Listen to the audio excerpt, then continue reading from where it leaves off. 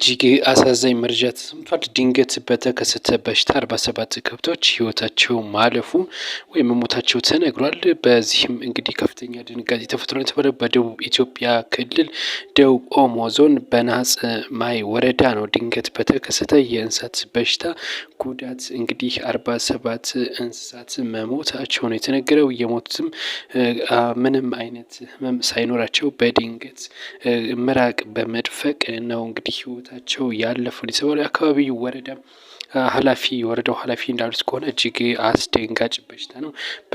በሰዓታት ውስጥ ነው ህይወታቸው ያለፈው። መጀመሪያ አንድ ከብት ነበር የታመመው፣ ምራቁን ደፍቆ ሞተ። ከዛም እየተከታተሉ ነው ህይወታቸው ያለፈው።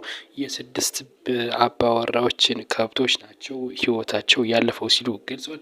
እንዲሁም አንድ ወረዳው ኃላፊ ከሆነ ምራቃቸው ላይ ዝንቦች ሲያልፉ ወዲያውኑ ዝንቦቹ ይሞታሉ ሲሉ እንግዲህ አስደንጋጭ ነገር እንደሆነ ይፋ አድርጓል። ወደ ሌሎች ከብቶች ወይም ወደ ሌሎች ማህበረሰብ እንዳይተላለፍም ከፍተኛ የሆነ ጥንቃቄ የተደረገ ነው። ከዞንና ከወረዳ የተለያዩ ባለሙያዎች ጋር በመሆን ጥንቃቄ እያደረገና እነዚህን ከብቶችም ደግሞ በራቅ ባለ ቦታ እየቀበርን ነው ሲሉ የወረዳው ኃላፊ ገልጸዋል።